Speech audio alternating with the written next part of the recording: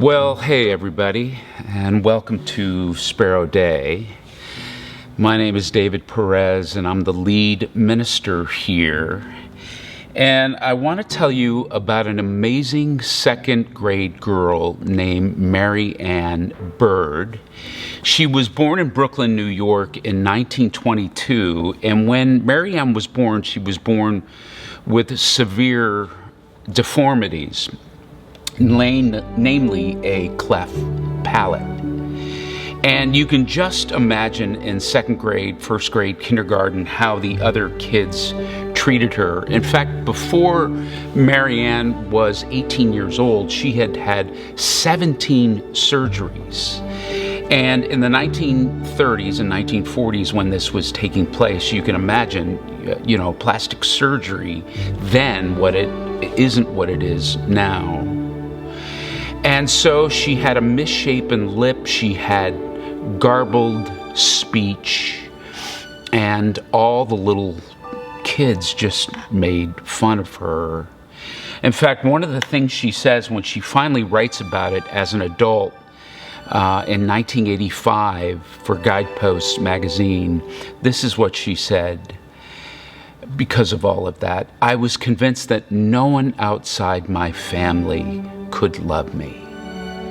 And then she says that changed in second grade with a wonderful teacher named Mrs. Leonard. And so I want to read to you Bird's own words that she wrote in 1985 in this Guidepost article about her life back then. I grew up knowing I was different, and I hated it.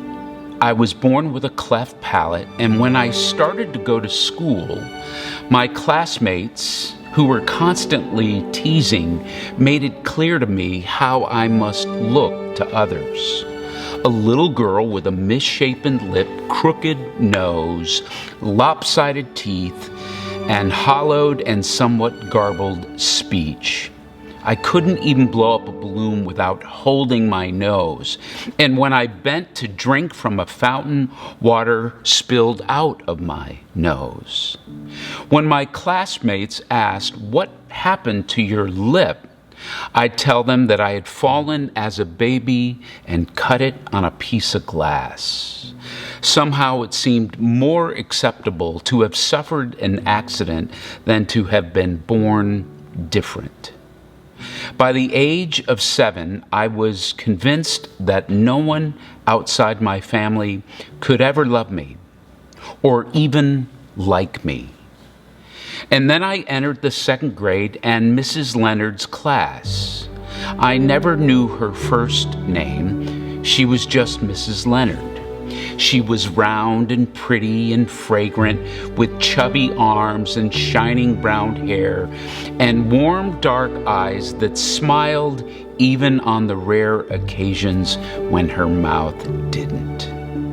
Everyone adored her, but no one came to love her more than I did, and for a special reason.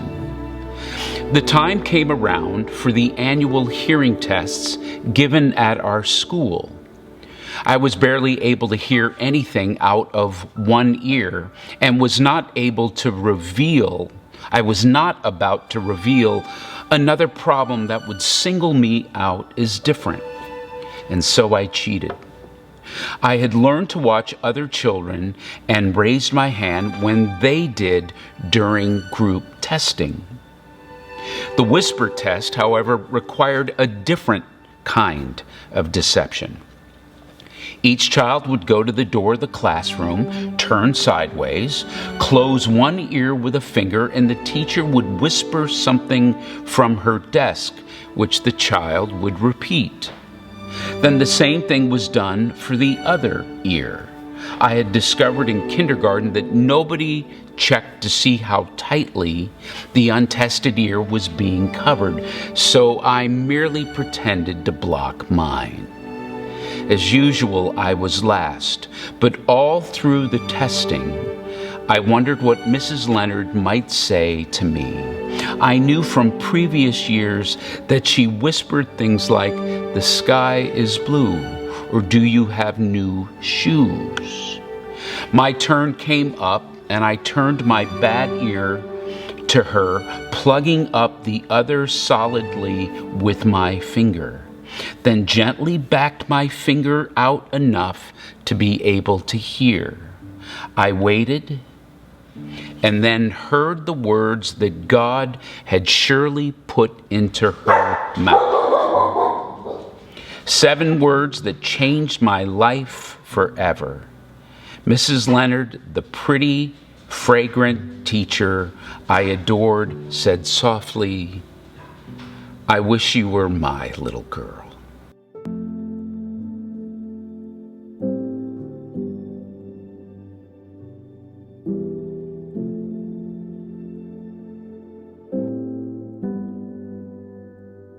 I will cast all my cares on the one who cares for me. Here I lay my burdens down.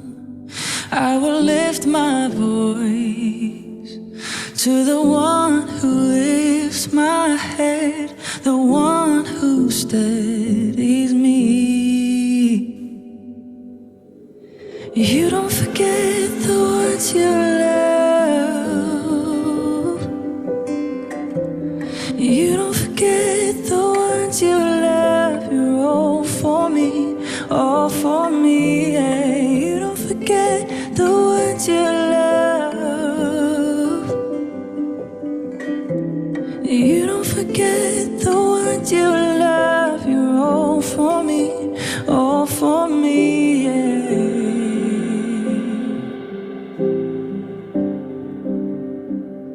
Oh, my soul, won't you sing to the one singing over me? Remind me again who I am, what's been broken inside. I know you can breathe to life, so come and breathe again. 'Cause you don't forget the ones you love. You don't forget the ones you love. You're all for me, all for me. Yeah. You don't forget the ones you love. You don't forget the ones you love. You're all for me, all for me. Yeah.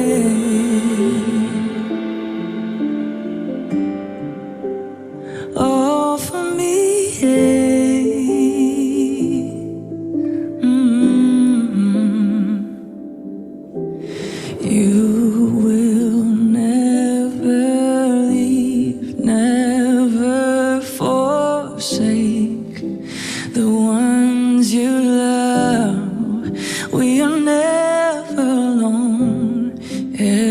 Place you set my feet upon, you've already won. Yeah. You will never leave, never forsake the ones you love. We are never alone.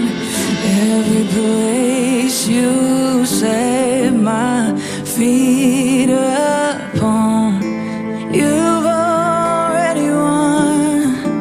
You have already won. And you don't forget the ones you love. No, you don't forget the ones you love. You're all for me, all for me. Yeah. You don't forget the ones you love. No, you don't forget the ones you love. You're all for me. Yeah.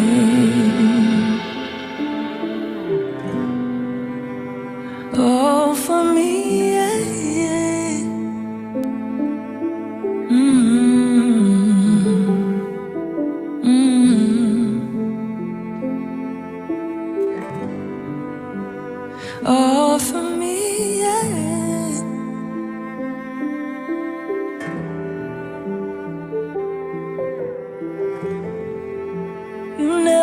forgot me, no. You never forgot me, no.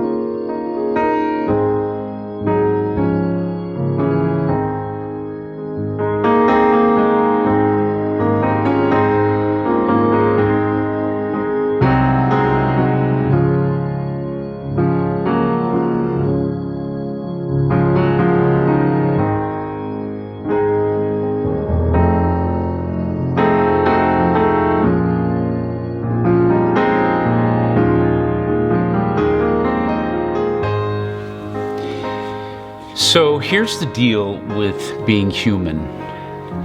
It's not always a walk in the park, is it? And there is something that we all desperately need. Some of us are very in touch with it, but many of us aren't. And until this desperate need is met, oftentimes we don't feel understood or we don't feel validated.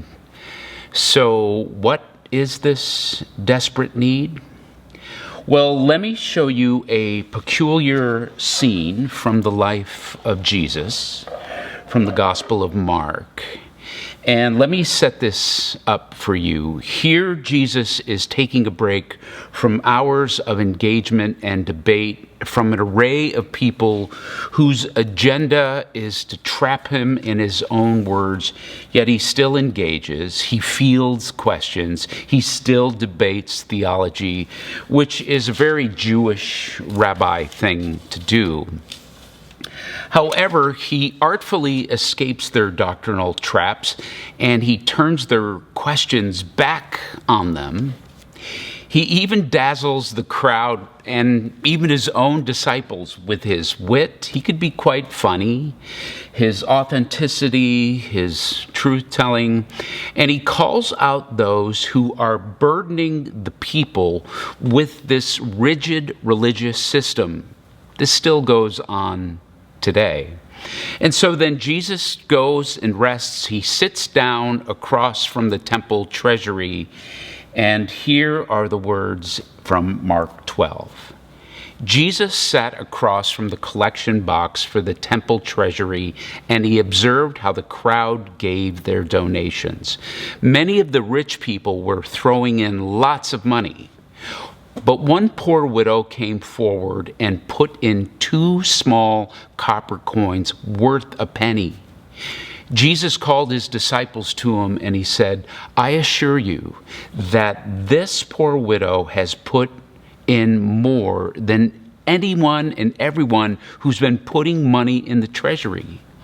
All of them are giving out of their spare change, but she from hopeless poverty has given everything she had and even what she needed to live on.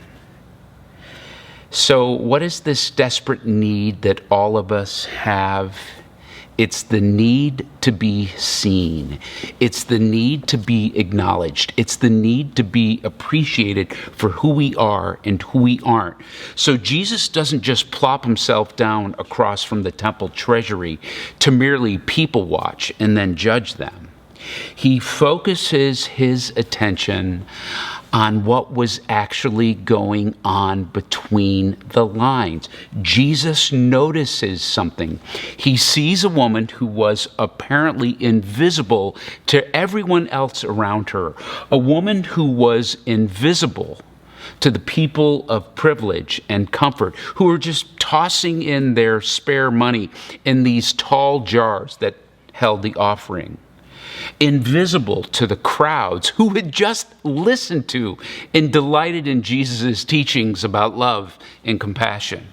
And even his own disciples who had wandered off, Jesus has to call them over and go, look and see. Are you seeing this? Do you see what I see? Are you seeing her? And one of the things that is so evident about Jesus Christ was he just saw everyone. He always validated the people around him. He could be in the middle of something else, and he would notice somebody. If that was you, he would see you. When the blind man called out to Jesus and his own disciples are going, okay, let's move it along, old man. He doesn't really have time. Jesus then stops, sees the man, and actually turns to the guy and goes, what is it that you want me to do for you? When Jesus runs into a very concerned father who's concerned about his daughter, so sick, and asks Jesus, come to my house and pray for her. As Jesus is rushing off, this woman stops him, and Jesus stops. He listens, he looks at her, and he touches her, and he heals her.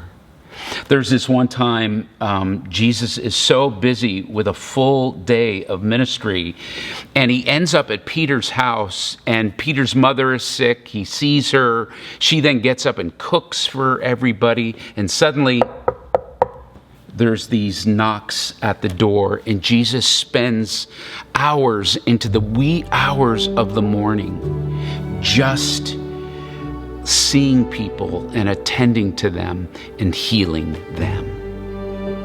Jesus always sees.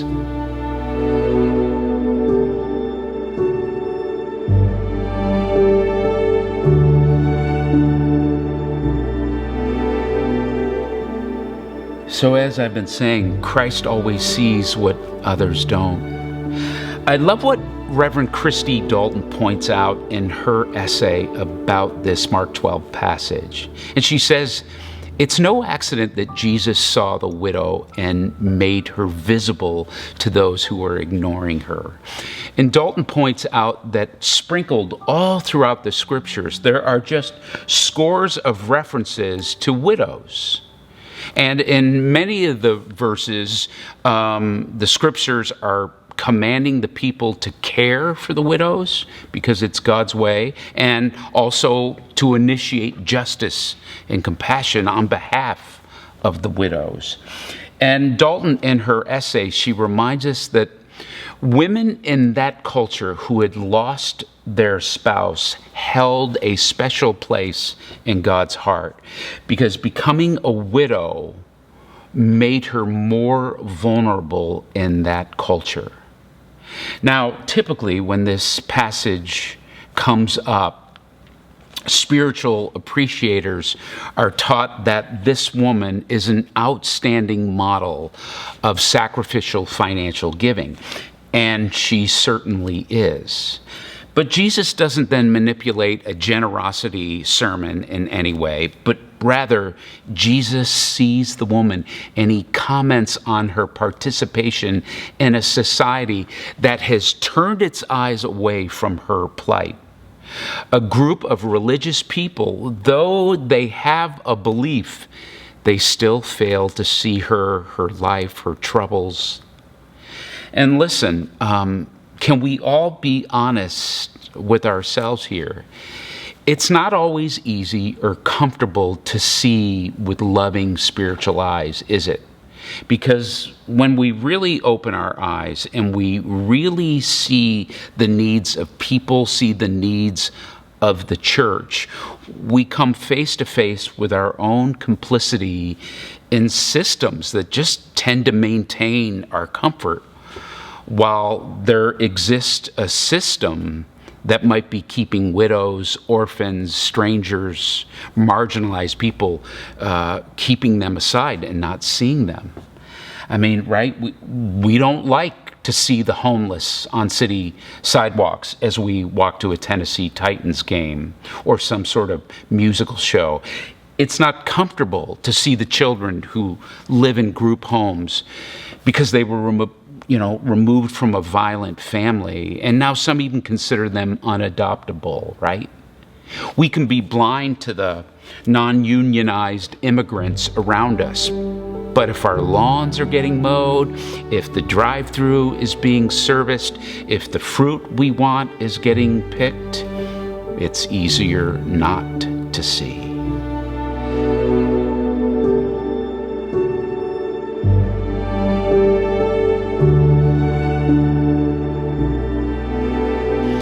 So what does it mean to actually be seen? I think much of spirituality is about seeing. It's about being awakened and seeing with that figurative third eye.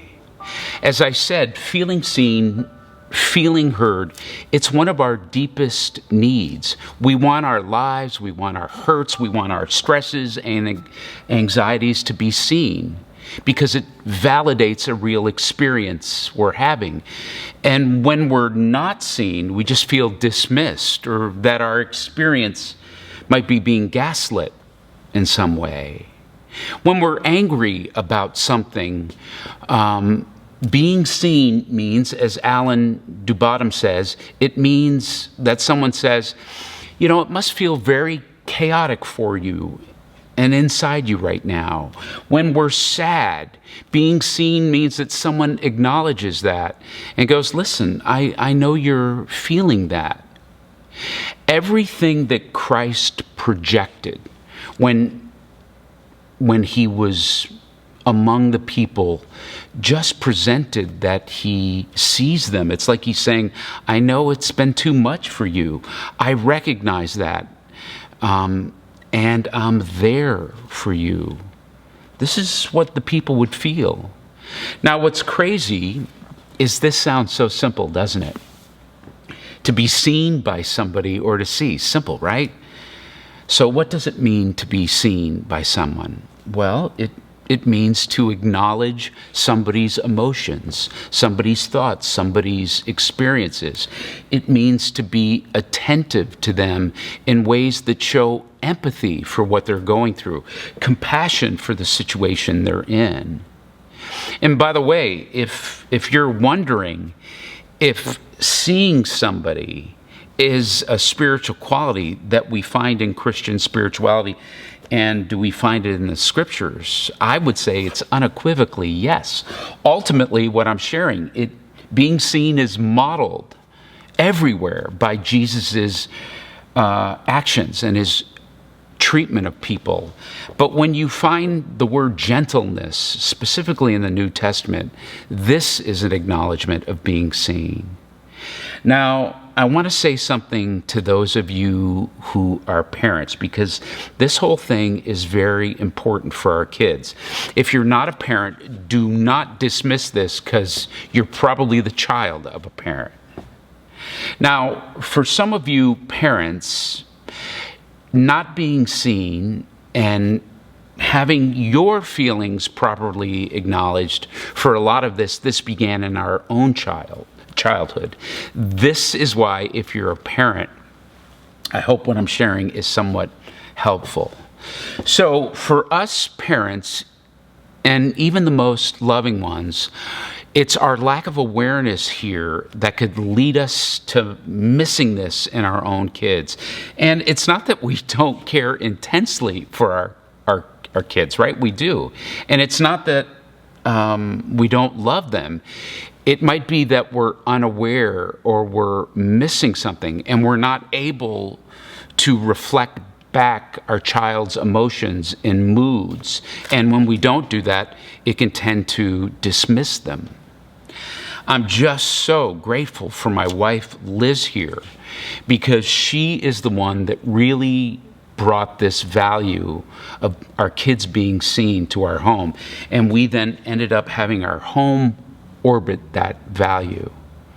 Scholar Alan de Bottom, in his School of Life, he points out how parents can easily mishear. And he presents these typical scenarios of when a child goes unacknowledged and feels like they're not being seen. So the child might express, I'm feeling sad. And then the parent says, don't be silly. You can't be sad. We're on a beach vacation. Or a child expresses, I'm really worried about this particular thing. And the parent then says, sweetheart, now that's ridiculous. There's nothing to be worried about. There's nothing to be scared about here. Or the child wakes up on a Monday morning and just goes, I wish there wasn't any school ever. And the parent retorts back, don't be silly, get your stuff because we have to leave the house by 7:30. So, right, these responses, you might go, well, those seem pretty normal, no big whoop. But how different it might go if we as parents create safety and allow our children to be able to express their emotions, and what may be different sorts of adults they will grow into, being able to process their own emotions if there would just be a few tweaks of what we say to our children. If, for example, as Dubottom talks about, you could just say, it's weird, isn't it? How we can be sad even in weird moments when we're on a beach vacation. Or, I can really understand the anxiety and how scared you are. Or it might be, listen, it really is horrible having 2 tests on a Monday when you've just had a wonderful weekend. Now, I want to say something to couples and partners and those of you in love relationships and marriages. And the idea of being seen, it's not just something from our childhood. We as adults, we can experience this too. And especially people in love and intimate and attached to somebody, they often express, I don't really feel seen in this relationship. So again, de Bottom points out these scenarios. A partner may say, express, sometimes I just feel like you don't listen. And then the other partner goes defensively, that's silly. I put a lot of work into this relationship. Or a partner expresses a fear, things at work are getting tough. And I feel I might be tired or fired. And the partner responds back, nonsense, that's not possible. You work so hard there. Now, back to Jesus for a moment. And why maybe the religious leaders and the rich people missed seeing the woman that day. It certainly could have been because of their lack of awareness or their own pride or prejudice. Very true. But it's also conceivable that it was their fear. For them to see this woman, it might mean they have to acknowledge that it's inconvenient for them to see her, or it might call out their compassion and their lack of ability to give comfort. Now back to our kids. Maybe one of the reasons that we don't see our kids or acknowledge their emotions because it triggers an emotional fear in us. When our kids are hurting, that hurts. When our kids are troubled, we're troubled. And so at times it's hard to take on their hurt. I know it is for me. So we can tend to shut down their emotions because we are afraid of our own. And then maybe some of it is the tutelage we got in our own background, our own growing up, right? Maybe it wasn't modeled to us to acknowledge difficult emotions. And maybe, or we think, if I allow this difficult emotion, it's just going to get crazy here. Or if I validate this emotion, maybe I'll turn my kids into timid and weak kids. But we know from studies that when people are able to air their troubles, their feelings, their emotions, it actually creates resilient people. When the angry person can air appropriately what they're feeling, it diminishes the anger. And when we start to moralize and correct or dismiss, this just creates more internal rebellion in people maybe, or it certainly adds to somebody not feeling seen. The good news here is what Jesus modeled, and there can be an enormous transformation that's at hand for all of us right now. So do you know what Jesus did?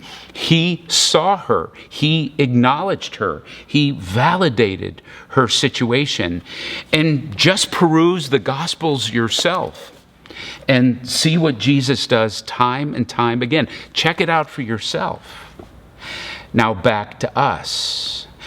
When you and I pause our typical reactions and then respond with awareness, or we listen and then play somebody's feelings back to them, people feel seen. People feel cared for. People then feel safe. What we need to do is play their feelings and emotions back to them. And there are some wonderful phrases that do that. Like when we say, gosh, I really hear you. Is this what I'm hearing? Gosh, I think I'm really understanding. Is this what it is? You know what this is called? This is called non-judgmental mirroring. And when you and I can get emotionally focused, emotionally aware, mirroring back to somebody their feelings and emotions, it just allows them to be seen, and it changes everything. It did it for Liz and I. It did it for our kids.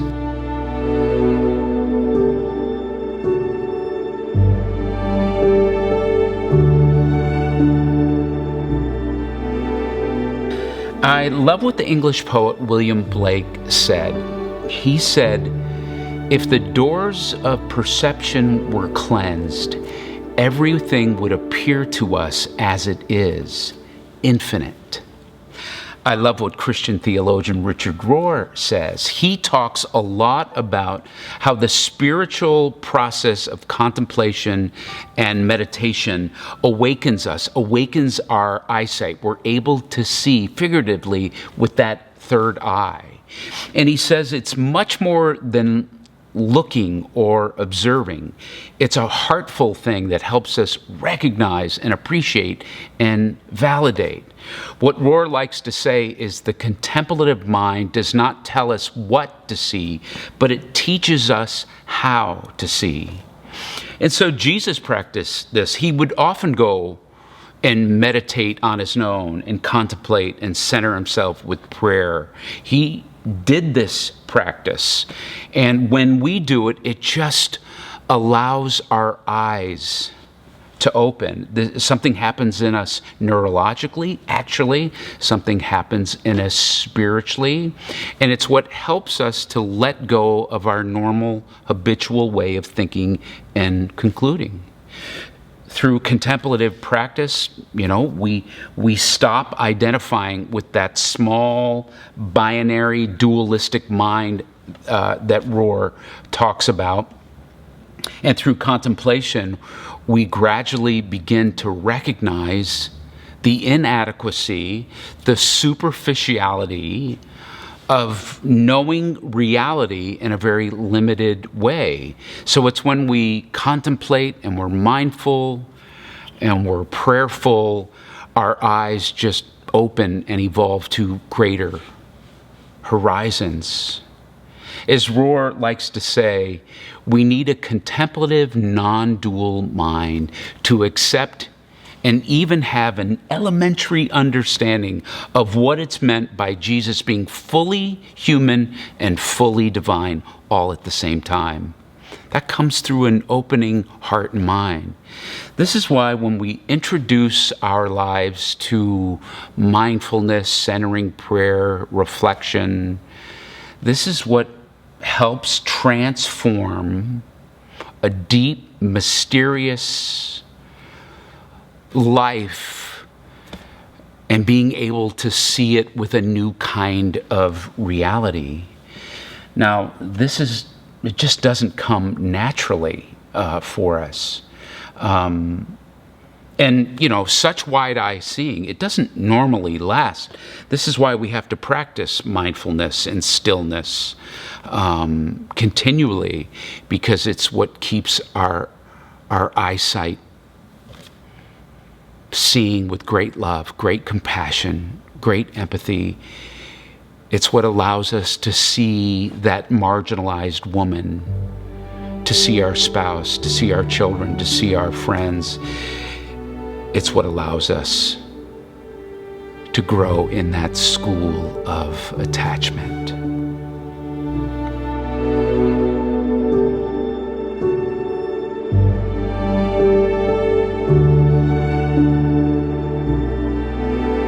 So let's begin to do a little stillness and contemplation now as we close in prayer.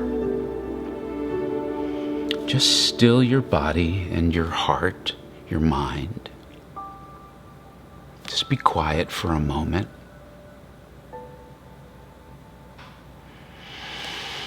Breathe in deeply. Breathe out slowly. And just be still. And just begin to attune your heart spiritually to God. Be very present.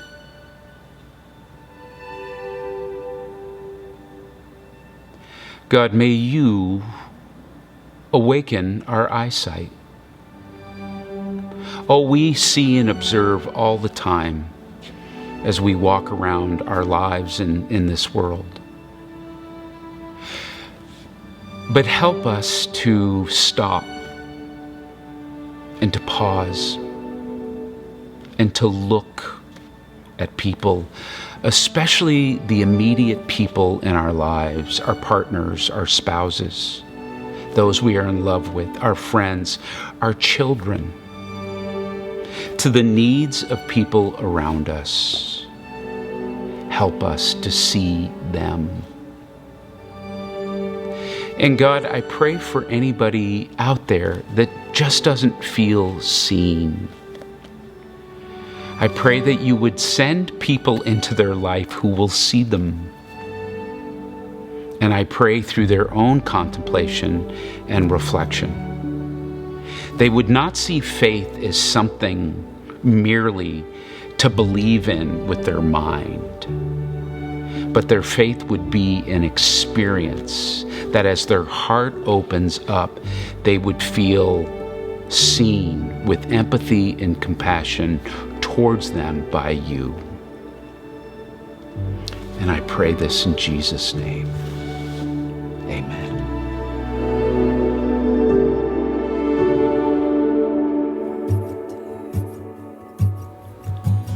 Well, that's our service. It has been great to worship with you today. My name is Dory, and I want to tell you a few ways that you can stay connected with SPERO DEI throughout the week.